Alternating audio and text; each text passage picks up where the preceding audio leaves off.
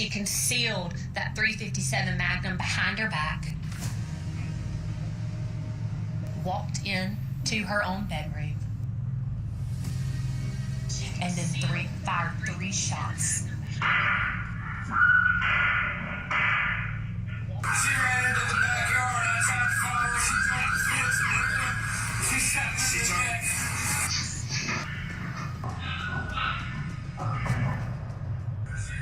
Carly Gregg and her mother Ashley always had an exceptionally strong bond.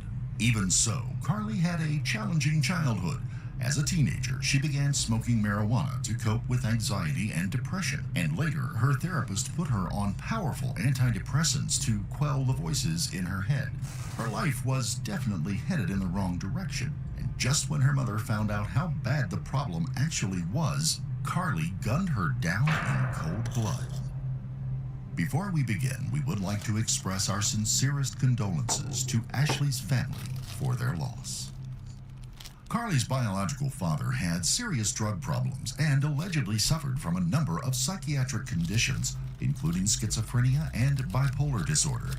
Unsurprisingly, he and Carly's mother, Ashley, had a tumultuous and sometimes violent marriage. On more than one occasion, Carly remembered seeing cuts and bruises on her mother's arms, neck, and face after particularly heated altercations. Things eventually got so bad that Ashley took Carly and fled the home late one night. Carly's parents divorced shortly thereafter. She visited her father a couple of times a month, but she didn't enjoy their time together because his emotions ranged from distant and disinterested to downright angry. In addition, she often feared for her life when they were in the car together because he drove aggressively and erratically. Even as a child, Carly was terrified that she would end up just like him. After all, schizophrenia and bipolar disorder can be hereditary, and some families even have genetic predispositions to addictive personality disorder. This was a constant source of strife for Carly's mother as well, because she had lost an 18-month-old daughter years before. Carly was only 4 years old when her baby sister passed away, but she was devastated by her death. Even so, some remarked that she was a bright, driven, and charismatic child who was remarkably well adjusted considering what she had been through. By grade school, she was so far ahead of most of her classmates that administrators allowed her to skip the 3rd grade. Carly and Ashley eventually moved in with her second husband, Heath Smiley, in Brandon, Mississippi. Ashley and Heath hit it off immediately, and by all outward appearances, they all led relatively happy middle-class lives. That said, Carly was kicked out of the 7th grade for taking a Swiss Army knife to school. It was unclear what she intended to do with the knife, but it is possible that the incident was just an honest mistake that was blown way out of proportion. Either way, it eventually blew over, and a few years later, Carly began attending Northwest Rankin High School in Flowood, Mississippi, where her mother was a math teacher. Carly won the school's coveted Student of the Year award as a freshman in 2013, but by the following year, things had taken a turn for the worse. As a sophomore, Carly began vaping and smoking marijuana and talking to her friends on burner phones. Like many teenagers, she also dealt with emotional issues like depression and anxiety, and she turned to journaling as a way to clear her head and express her emotions. On one page, she wrote a list of most significant beliefs, the first of which was there was no God. Carly also wrote that heaven and hell didn't exist, that people could write their own destinies, and that she was fascinated by fire because it was so powerful, so beautiful, and so deadly. Nonetheless, some of her journal entries were even more chilling. One said, "You don't need a family." Another, "It's okay to be evil." Carly's mother didn't know about the drugs, the e-cigarettes, burner phones, and what she wrote in her journal. Even so, she knew her daughter was struggling, and she was alarmed when she cut off the long blonde hair that she had always cared so much about. Ashley even asked Carly to promise her that she wasn't trying to be a boy. The statement may have been made in a joking manner, but at least inwardly she may have been wondering whether her daughter was having an identity crisis. At the same time, Carly told one of her friends that the haircut made her look even more gay. Now, this doesn't prove that she was actually gay, but Ashley eventually got so worried about her daughter that she took her to see a therapist named Rebecca Kirk. Miss Kirk didn't think Carly was struggling with her sexuality. Carly was dealing with a number of potentially serious problems, but all things considered, Miss Kirk thought she was coping pretty well. Nonetheless, Carly began taking the antidepressant Zoloft, but she eventually switched to Lexapro when it failed to help her symptoms. By mid-March of 2024, one of Carly's friends was so worried about her that he asked another student to distract her at school so he could go to her mother's classroom and tell her that she was smoking marijuana and behaving strangely. On the morning of Tuesday, March the 19th, 2024, Carly and her friend got into a heated argument. She was so angry when she found out that he betrayed her trust that she cussed him out in front of a number of fellow students. Nonetheless, the rest of the school day passed without incident. And that afternoon, Carly and her mother left school together around 3:30, just like they did nearly every day. We'll never know if they chatted politely, argued, or simply drove along in silence, but Carly let their dogs out as if nothing had happened when they got home a few minutes before 4 p.m. While she was outside, her mother went into her bedroom to look for marijuana. She immediately found a number of vape pens that she took to her own room before returning to Carly's to continue the search. When Carly came back inside a few minutes later, she casually walked up to her mother's room, removed a loaded .357 Magnum from under her mattress, hid it behind her back, walked through the kitchen on the way to her own bedroom. A few seconds later, the unmistakable sound of a loud gunshot broke the otherwise peaceful afternoon, and sadly, it was followed by 2 screams and 2 additional gunshots.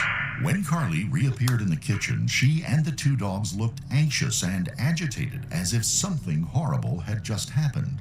Almost immediately, Carly removed one of the home's security cameras and hid it in the refrigerator, and over the next 45 minutes, she texted at least 5 of her friends. She also used her mom's phone to text her stepfather, Heath Smiley. The message asked when he would be home, and Carly even used the word honey to make it look like her mother Ashley had sent it. One of the friends Carly texted arrived at the home shortly thereafter. As soon as she walked in, Carly asked if she had ever seen a dead body and took her to the bedroom. There, before them, her mother. Wait. She killed the mama. Then told a friend to come over. Ashley was laid out on the floor with her arms crossed over her chest and a cloth draped over her face. At that point, Carly allegedly told her friend that there were 3 rounds left in the .357 and she was saving them for her stepfather, Heath Smiley. Carly's friend panicked and ran from the home, and Heath Smiley pulled into the driveway a few minutes later, oblivious to what had just taken place inside his peaceful home.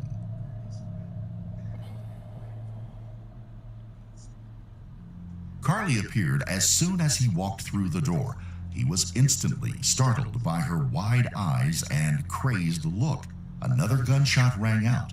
Heath immediately backpedaled away and tried to wrestle the gun from his stepdaughter's hand. To his surprise, she never fired a second shot. Instead, she screamed and ran through the kitchen, slipping out the back door and disappearing into a forested area with her friend who was in the backyard during the altercation with Heath Smiley. Thankfully, the bullet only nicked Heath's shoulder, and he was able to call 911. Calm down. What's your name?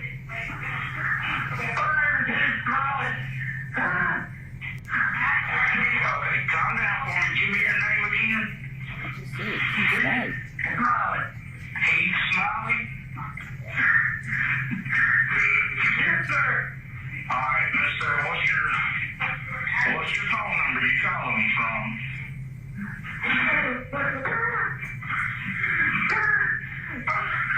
Did she hit you?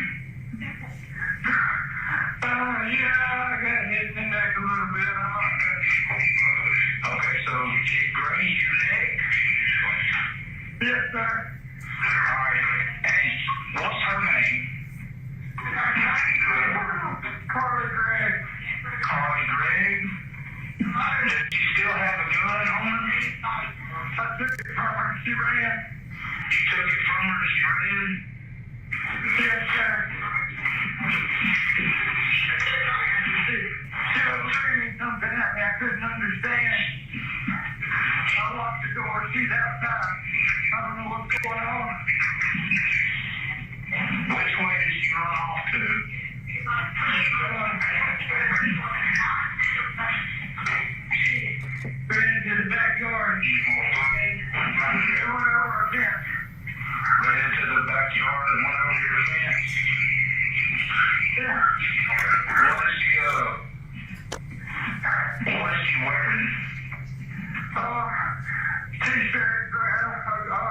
Gray shirt and jeans. Gray shirt and jeans. About how tall is she? 5'2". About 5'2". What color hair? Brownish. Short, brownish, just short hair. 5'2" with that door, she opened fire on me. And was just screaming.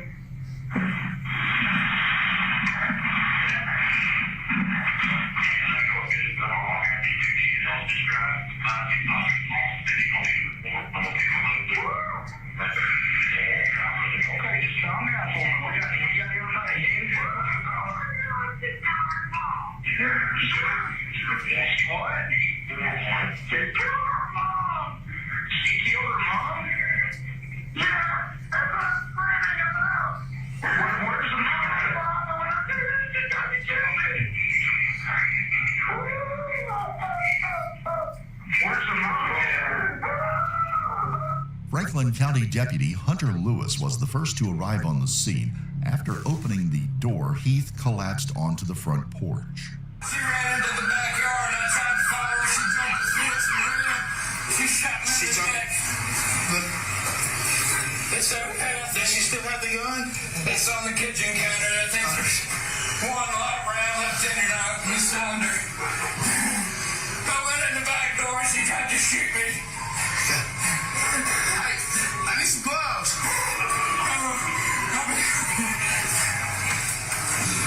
What's her name? Carly Gregg. Carly Gregg? How old is she? 14. She'll be 15 next month. Okay.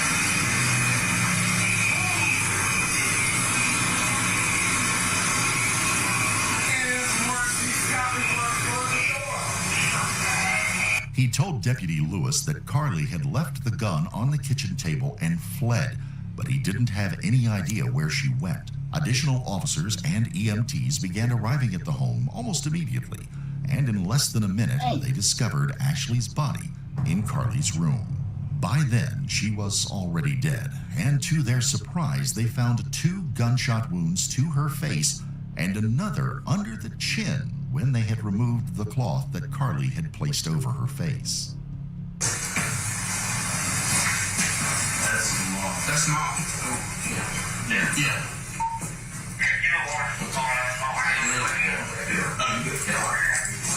No, mom and dad both got it. Mom and dad both what? Got hit.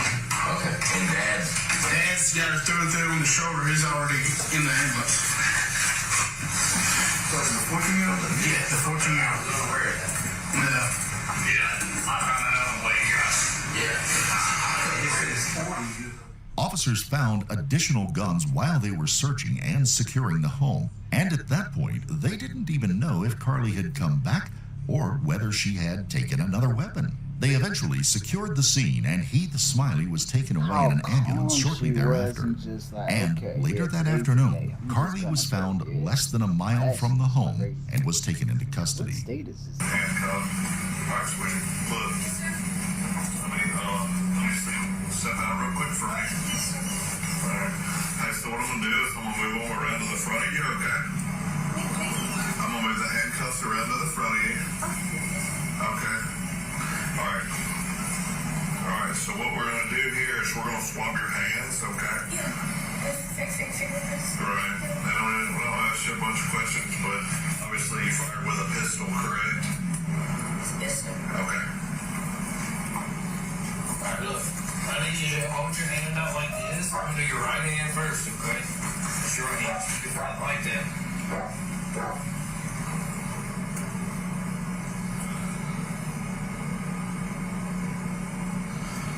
Swab up here. What is this? It's a GSR. It shows which hand did you shoot with? Which hand did you shoot with?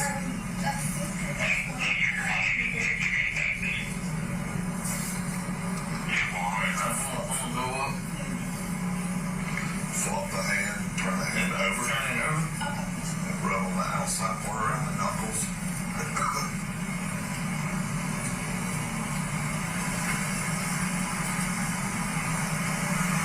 Where do you want kids from?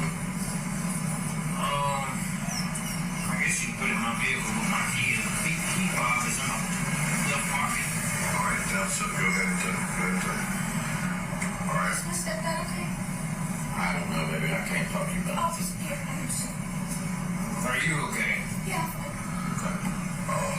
Carly was a minor at that time, but prosecutors charged her with one count of first-degree murder and another count of attempted murder. During the preliminary hearing, her attorney asked Judge David Morrow for a low bond on the grounds that she was a good student with no prior arrests. Carly's attorney also told the court that she was scheduled to undergo a comprehensive mental health evaluation and that she wasn't a threat to herself or anyone else. But unsurprisingly, Judge Morrow disagreed. He said that the alleged crimes were so heinous that they may have been premeditated and that Carly posed a threat to the community. Judge Morrow conceded that there was probably a mental health aspect to the case that could come out in the trial, but he ultimately set her bond at $1 million and Carly remained in custody. Before Carly's first day in court, state prosecutors presented her defense team with a 40-year plea deal. If they took it, Carly would spend 4 decades in prison. But on the bright side, she eventually could get out if she lived long enough. On the other hand, her attorneys had to weigh the offer against the likelihood of her getting a lighter sentence or perhaps even being acquitted if she went to trial. After careful consideration, they decided to roll the dice in hope that the jury would go easy on Carly because she was a minor with a troubled past. With this in mind, the defense would have to convince the jury that Carly loved her mother, that the alleged crimes were not premeditated, and that she was mentally ill when they were committed. To these ends, they'd rely on testimony about her early relationship with her mother, her dark journal entries, and the results of the mental evaluation carried out by a psychiatrist. With Judge Dewey K. Arthur presiding, the trial finally began on the morning of Monday, September the 16th, 2024, less than a year after Ashley's death. The atmosphere in the courtroom was tense and emotional from the very beginning, largely because Ashley's parents and her husband, Heath Smiley, were all in the gallery. As baffling as it was to some of the other attendees, they were there to support Carly even though she had been charged with killing Ashley and attempting to kill Heath. During opening statements, State Prosecutor Catherine White Newman told the judge and the jury that the shootings occurred just hours after Ashley found out that Carly had been smoking marijuana. The implication was that she was a spoiled brat who had killed her mother because she was about to take her illegal drugs away. Next, Miss White Newman painstakingly recounted nearly every detail of the alleged crimes as Carly looked on from the defense table. We're here because on March the 19th, 2024, Carly rode to school with her mother that day. Ashley was a school teacher at Northwest Rankin, taught geometry. Carly was in the 10th grade. You'll hear that morning, she got in a little altercation with one of her friends, cussed him out. But what you'll hear, ladies and gentlemen, from the testimony of this friend is that he was so worried about Carly's use of smoking marijuana and so... They said she got schizophrenia and depression and some type of personality thing. So, like, she might fuck around and skip through this. Worried about her being high and so worried about her having these burner phones that her mom didn't know about that he felt compelled to tell Miss Ashley Smiley that day. Ladies and gentlemen, after the incident with Carly that morning, you'll hear that he gets in touch with another friend and he's like, hey, you got to keep her distracted so I can go tell Miss Smiley what's going on. Ladies and gentlemen, this friend cared about Carly. He was like, I gotta intervene. I gotta tell her. I'm afraid of what's happening. You'll hear from him that he did in fact tell Miss Smiley. That after 4th block that day, he goes and he tells Miss Smiley, hey, Carly has got these vapes. She's got this phone. Ladies and gentlemen, you'll hear then that Carly Gregg rides in the car home with her mother from school to their house. Now they leave school sometime after 3:30. They get home a little before 4. Did they find out that she You'll hear that when they get inside the house, it's only their 2 dogs, Ashley Smiley and Carly Gregg. Immediately, Carly goes and lets the dogs out. You'll hear testimony that Ashley then goes into Carly's room. You'll hear that while Ashley is in her room, that Carly's still outside. At some point, Ashley finds what law enforcement believe to be the 4 boxes that contain vape pens. Testimony will be that we believe she carried them from Carly's room to her bedroom, went back to search in Carly's room. The evidence will show that almost immediately upon Carly coming inside the house, that she walks straight to her parents' bedroom, that she goes straight to her mom's side of the bed and removes a .357 Magnum from under the mattress. We believe the testimony will be that then she concealed that .357 Magnum behind her back as she walked through the kitchen. She peeks her head around. We believe the testimony will show that she peeks her head around the kitchen to make sure that her mom hasn't come out of her bedroom.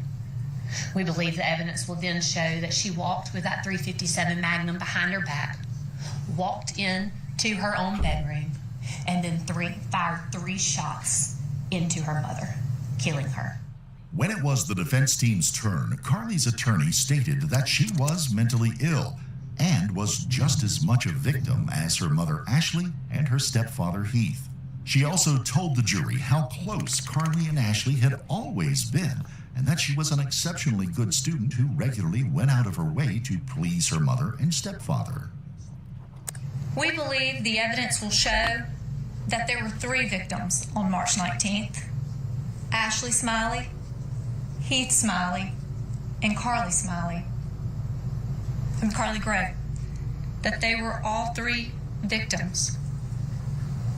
We believe the evidence will show that Carly had been suffering from a mental illness, that Carly was not aware on March 19th that she had a mental illness.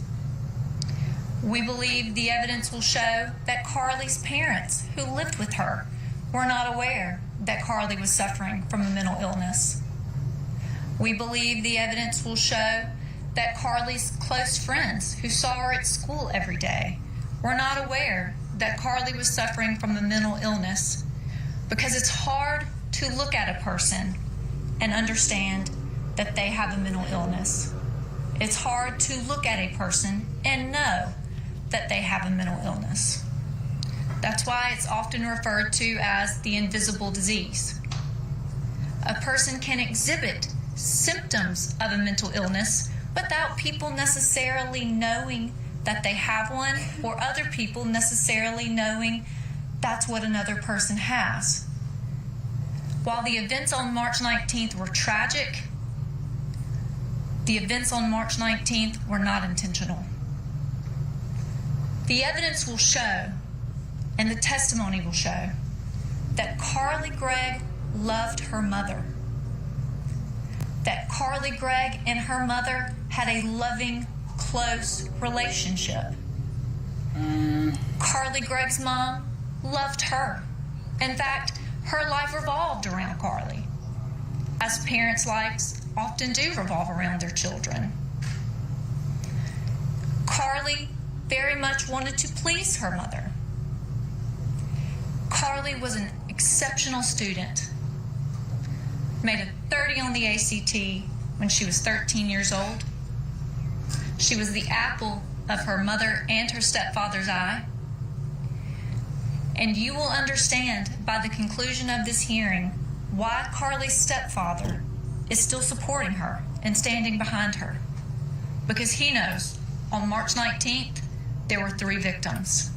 Before any witnesses were called to testify, the prosecution played the audio of the 911 call Heath Smiley had made that fateful day. During the 3-minute recording, Carly closed her eyes and put her hands over her ears as if she couldn't bear to hear it.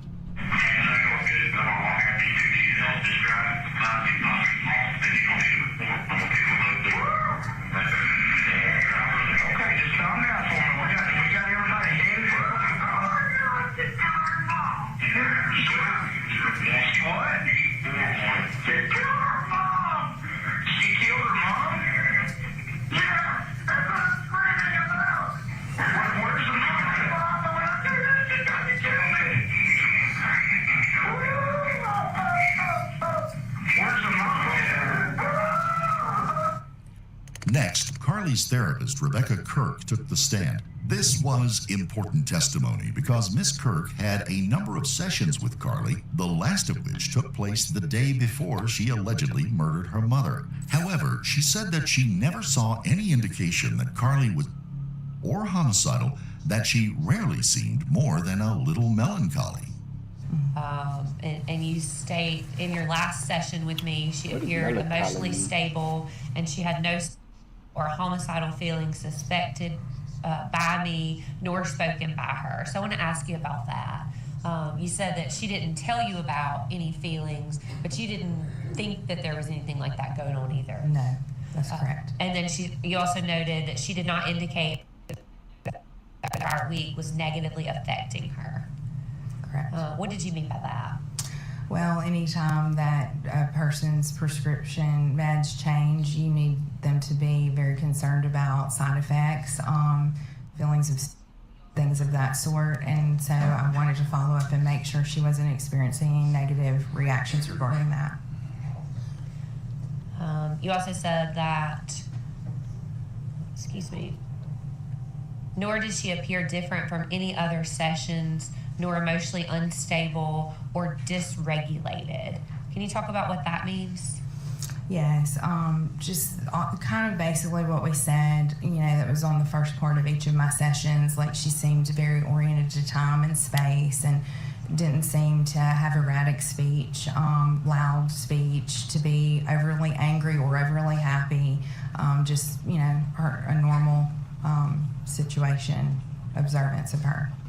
And then you go on to say she did not appear melancholy nor zoned out emotionally. Can you talk about what you meant there? Yeah, she had reported several times that, at least one time maybe, but I feel like I maybe wrote it more than once, I'm not sure, that with some of the Zoloft, she felt like a zombie. And so, she never really appeared that way to me ever, but she had reported it, so I put it in my notes when that had occurred. But I was saying here that I didn't notice any of it as well. And you talked about how you had gone through conflict management with Carly on the day before the incident. Correct. I think you also talked about kind of what you observed between Carly and Ashley's relationship. Can you talk about why you thought that was important to put in your record? Yes, sure. Well, ordinarily, termination of care is in a very different manner, and I knew that this one was a very sad act that occurred, and I wanted to be clear that I did not ever observe them together other than in the waiting room, and I never really saw, anything that would allude me to believe that, or hint at any kind of very severe danger or threat.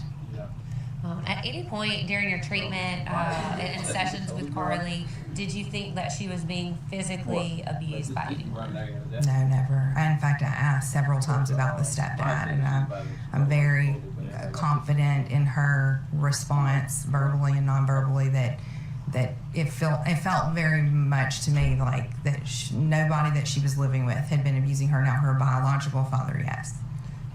And she described some incidents where he had been physical with Ashley as Yes. well. Mm-hmm. And then what about, I didn't see any note of this, but did she at any point ever report that she had been by anyone?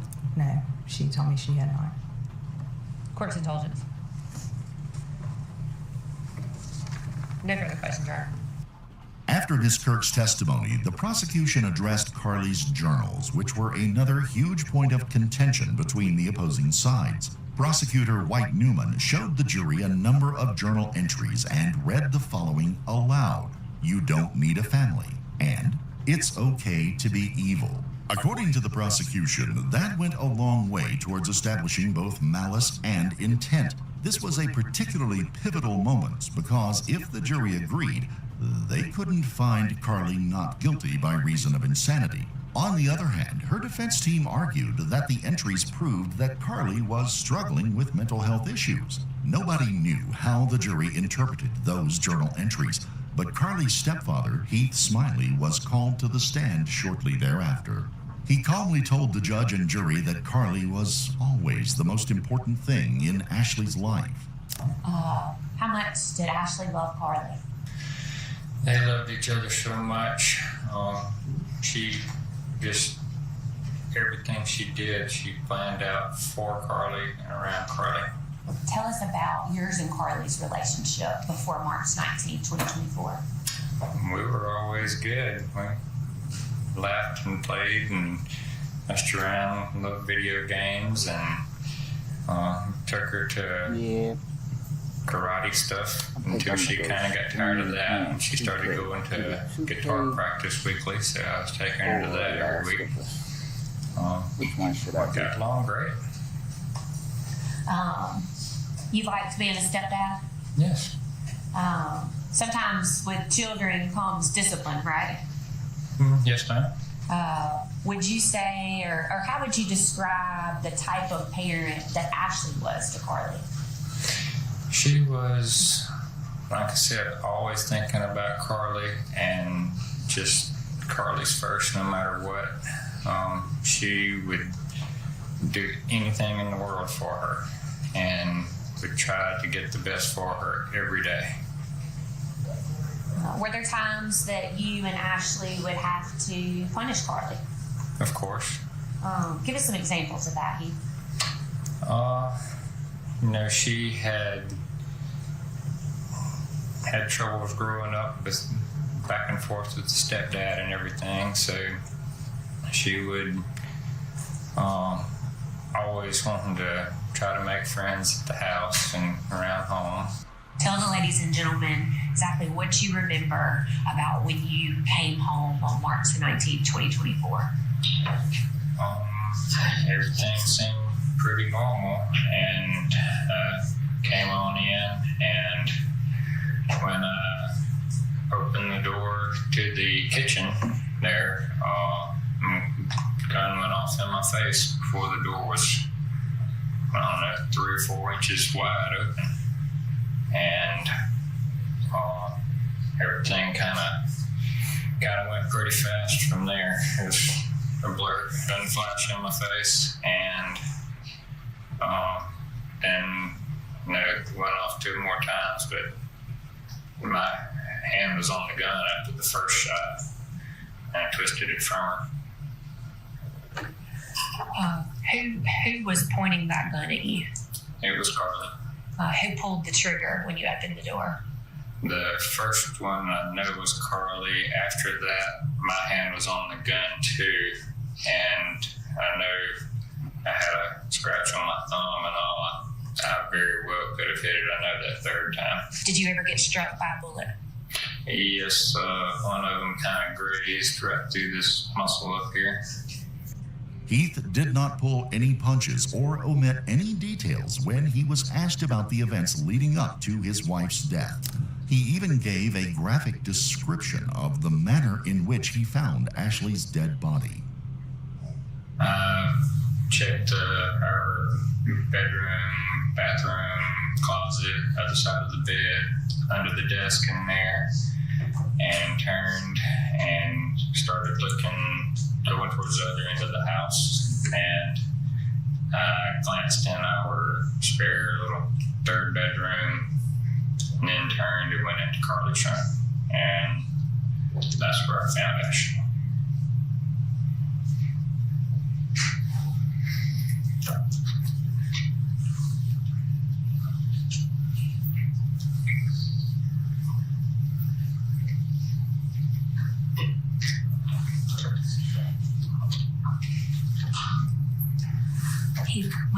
When you found Ashley, can you tell the ladies and gentlemen what you saw?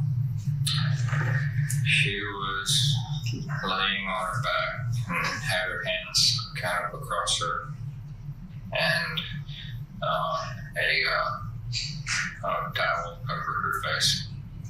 Even so, it was clear from his demeanor that he was just providing accurate testimony under oath and that he bore no ill will toward Carly, who he apparently loved as if she were his own biological daughter. At one point, he even looked at her and mouthed the words, "I love you." Later, on the third day of the trial, the defense called psychiatrist Dr. Andrew Clark, who they hired before the trial to interview Carly, to review her medical record, and to determine whether or not she had a bona fide mental condition. He began by testifying about Carly's mental state in the weeks and days leading up to her mother's death. Her mood was flat, that she was zombie, that she was still quite depressed, she was still cutting. She also reported that the voices were getting worse, that they were becoming more urgent, more prominent, and she was beginning to worry that they were taking over for her. Now, she told me that the only thing the voices said to her were things that were kind of elitist, like you're better than those people. Like that's the only thing she told me they said. So her mood is poor, the voices are getting worse. Her sleep continues to be bad, and she's smoking marijuana on 2 or 3 times a week. She also reported she had a fair amount of anxiety during this time as well. Your Honor, may I approach? Everybody got anxiety. Dr. Clark, when did you first receive the VitaCore records? So I received the VitaCore records, or the records from the Rankin County Correctional Facility for her psychiatric treatment and medication. And I didn't receive them until I had already interviewed Carly.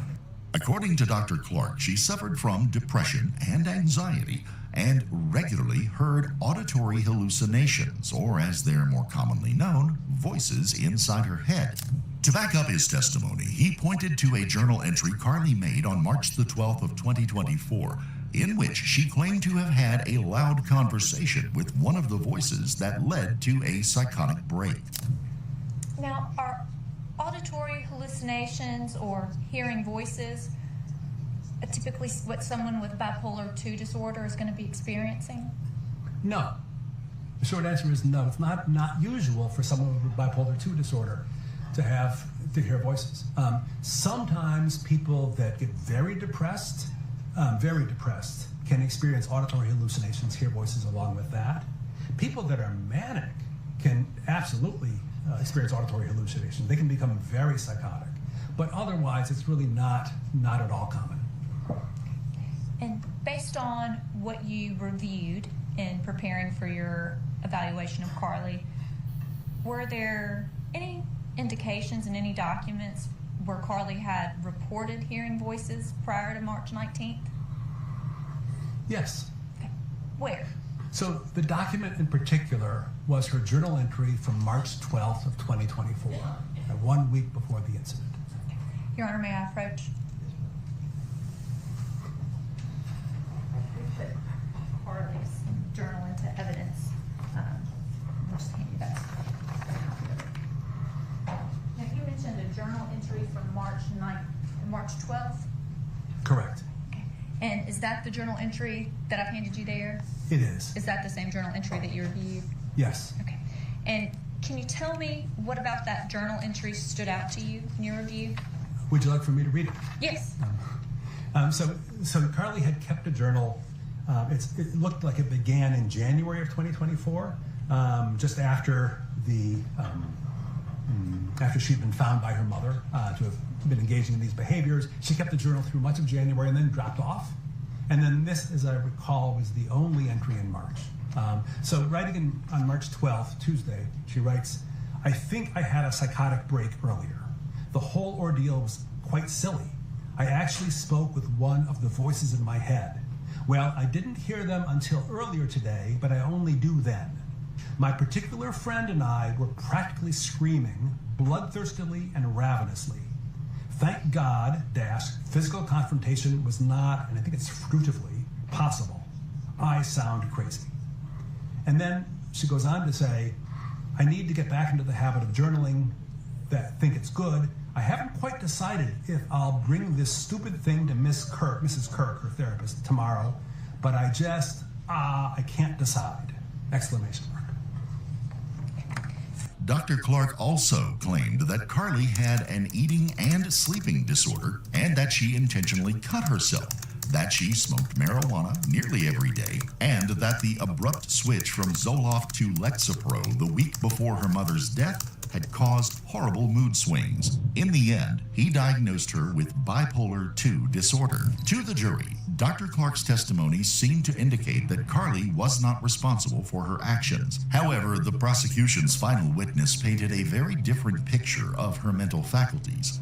Forensic psychiatrist Dr. Jason Pickett suggested that the journal entries may have been made in what he described as theatrical reasons. He also read one of the entries Carly had made about hearing voices. It was definitely shocking to hear, but as he pointed out, Carly never mentioned hearing voices to her therapist or anyone other than Dr. Clark before.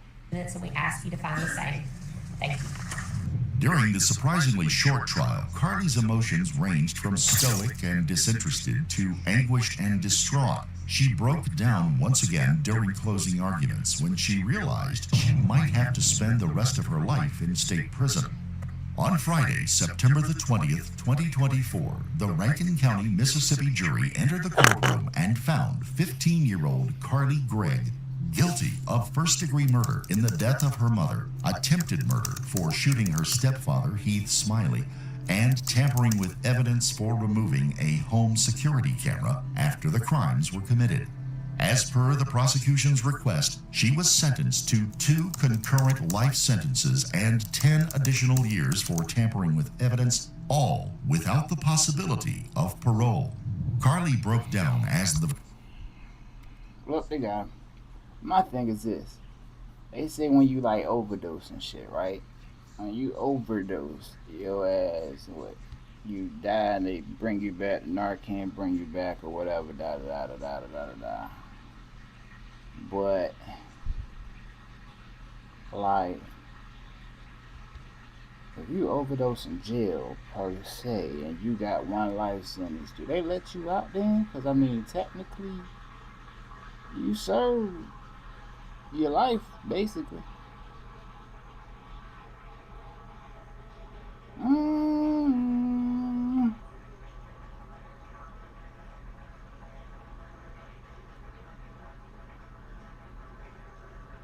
Shot by partner.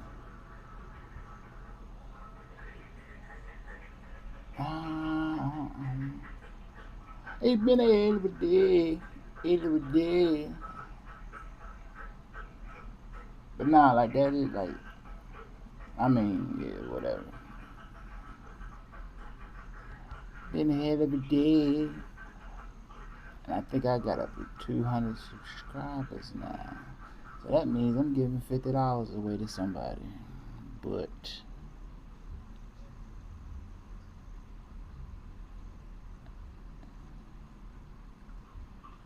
when I post a vlog, you'll know how to enter into the sweeps. I don't really got that many subscribers, so those who watch the vlog catch on, then I guess you will be the only ones to win the money.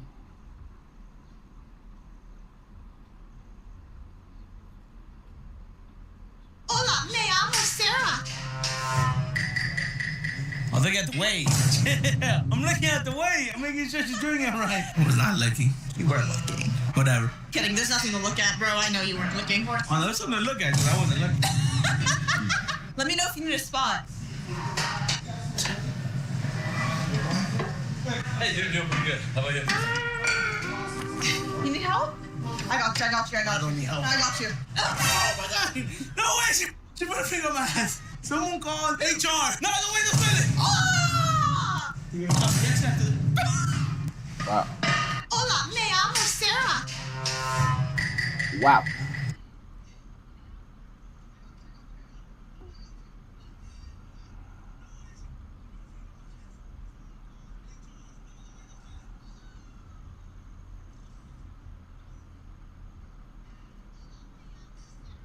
I tried to make a move. I'm not a realtor. Also, I just want to say thank you so much for showing us all these houses. Yeah, it really does. It means a lot. I know we're not the easiest to deal with. No. Today we were looking at a $2.5 million house, but y'all know the rules. If I can't catch a shark off it, I don't want it. Keep the window cracked for you, baby girl. Rigged the house with cameras and got the crew on the canal waiting for me. I'm gonna cry. Dude, he's wearing a f***ing turban again. Sorry! She banned us from using fishing rods, so we'll have to make this work. Oh, baby. We're gonna cut a hole and feed a leader line with a rig through it. Cat Mikey's gonna put on the bait, and we're gonna send this baby out.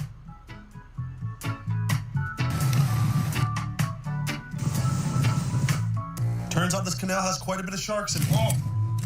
All right. Started seeing some action almost immediately. Yeah, the key's on here. A big, big boy. I'm not left-handed. Here he comes, Johnny. Here he comes. This one. Tried to set the hook, but I reeled the wrong way.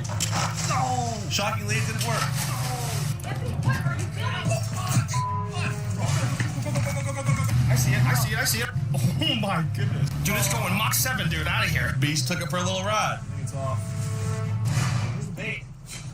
Dude, look at the teeth. Who's gonna break it to her? I'll break it to her after I break her back. Oh my god. Too far, I know. Jesus. I can film. I tried to make a move, I'm not realer. Also, I just want to say... You look alright.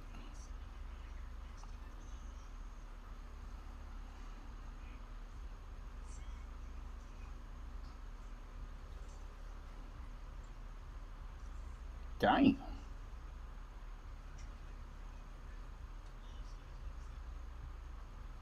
Alright, watching me be the first girl to finish this restaurant food challenge. So the challenge is 2 pounds of meat and 2 pounds of poutine. And if you finish it, you get your meal for free and a t-shirt. Spoiler alert, I got the damn t-shirt. The waitress said she's been working there for over a year and she's only seen 3 people finish it. And today was her 4th. Nice little cleanup because I'm still a lady. And here's me representing the True North strong and free and ready to house down the 6-patty burger like it's nothing. Alright, I was hoping that this time the beef wouldn't taste like cow, but the beef did in fact taste like cow, so I started covering this one in ketchup too. Here's me contemplating my life like, what am I doing here, bro? But then I snapped back to reality because I knew I had a 6-patty burger to complete because success is my only option, failure is not. And then in between I had to reapply my lip gloss to look like a lady again, and then back to the monstrous bites. These last few bites were a little torturous, not gonna lie, but I got to see it through, my boy. 15 minutes left on the 1-hour timer, got my t-shirt, completed the challenge, walked out of that place like I knew I was a damn boss, and then clocked back in as a girl. Bye.